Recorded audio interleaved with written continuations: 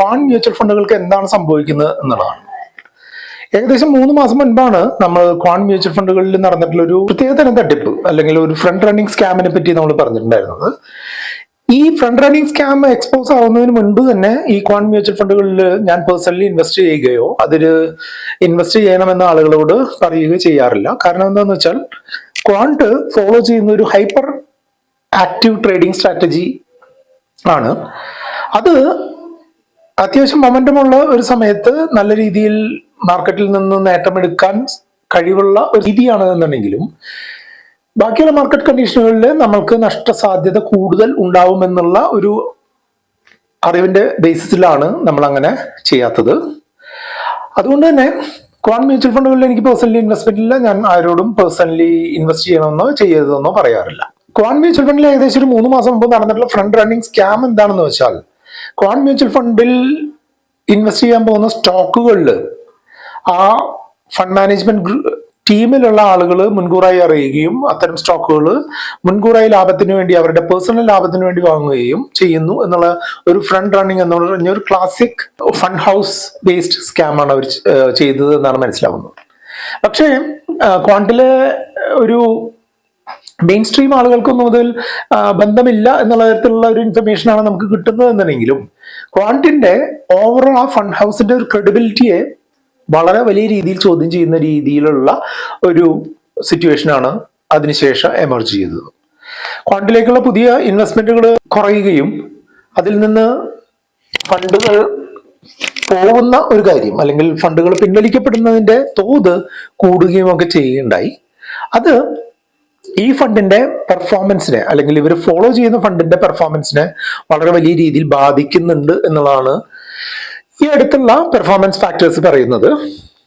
Last ഒരു 1.5 മാസത്തെ details നോക്കുകയാണെന്നുണ്ടെങ്കിൽ ഏറ്റവും മോശമായിട്ട് പെർഫോം ചെയ്ത 16 ഫണ്ടുകളിൽ 8 ഫണ്ടുകളും ക്വാണ്ടിൽ നിന്നുള്ളതായിരുന്നു. അതായത് ടാക്സ് സേവിംഗ് ഫണ്ട്, അവരുടെ active fund, small cap fund, mid cap fund, large cap fund, ഇത്തരം ഫണ്ടുകളെല്ലാം തന്നെ നെഗറ്റീവ് റിട്ടേണോ അല്ലെങ്കിൽ നെഗറ്റീവിന് അടുത്തുള്ള റിട്ടേണോ ആണ് കിട്ടിയിട്ടുള്ളത്.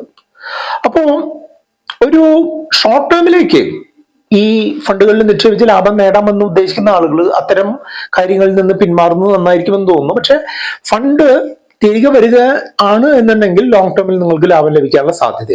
ഈ ഫണ്ട് ഹൗസ് വളരെ വലിയ രീതിയിൽ കഴിഞ്ഞ വർഷം ഏറ്റവും നന്നായിട്ട് പെർഫോം ചെയ്യുന്ന ഒരു ഫണ്ട് ഹൗസ് ആയിരുന്നു ക്വാണ്ട്. പക്ഷേ കൂടിയ അളവിൽ ഒരു ഇൻഫ്ലോ ഉണ്ടാവുകയും ആ ഒരു പെർഫോമൻസ് ഫാക്ടേഴ്സ് ഉയർത്തി നിലനിർത്തുന്നതിനായിട്ട് ഈ ക്വാണ്ട് പോലുള്ള ഒരു സ്മോൾ AMCക്ക് ഹൈ റിസ്ക് ആയിട്ടുള്ള ഹൈ റിവാർഡിംഗ് ആയിട്ടുള്ള ബെറ്റുകൾ എടുക്കേണ്ടി വരികയും ചെയ്യുന്നു എന്നുള്ളത് ഒരു സസ്റ്റൈനബിൾ ആയിട്ടുള്ള അല്ലെങ്കിൽ തുടർച്ചയായിട്ട് കൊണ്ടുപോകാൻ സാധിക്കുന്ന ഒരു കാര്യമാവും എന്ന് എനിക്ക് തോന്നുന്നില്ല. അതുപോലെ തന്നെ മാർക്കറ്റിന്റെ ഓവറോൾ ഒരു മൊമെന്റം കുറഞ്ഞുകൊണ്ടിരിക്കുന്ന ഒരു സമയത്ത്, ഒരു നെഗറ്റീവ് സൈഡിലേക്കൊക്കെ വോളറ്റിലിറ്റി വന്നുകൊണ്ടിരിക്കുന്ന ഒരു സമയത്ത് കഴിഞ്ഞ വർഷം കിട്ടിയിട്ടുള്ള റിട്ടേൺ ഒരു കാരണവശാലും ക്വാണ്ട് ഫണ്ടുകളിൽ കിട്ടാനുള്ള സാധ്യതയില്ല. അതുകൊണ്ട് തന്നെ ഷോർട്ട് ടേം ലാഭത്തിന് വേണ്ടിയിട്ട് ഈ ഇത്തരം ഫണ്ടുകളിൽ നിക്ഷേപിക്കുന്നത് ഒഴിവാക്കുന്നത് നന്നായിരിക്കും എന്നുള്ളതാണ് എനിക്ക് പറയാനുള്ളത്. മറ്റൊരു പ്രശ്നം ഈ ക്വാണ്ട് ഫണ്ടുകളിൽ ഞാൻ കണ്ടിട്ടുള്ള എന്താണെന്ന് വെച്ചാൽ, സന്ദീപ് ടണ്ടൻ എന്ന് പറയുന്ന ഒരൊറ്റ മെയിൻ ആളെ ബേസ് ചെയ്തുകൊണ്ടാണ് ഈ കാര്യങ്ങളൊക്കെ നടക്കുന്നത്.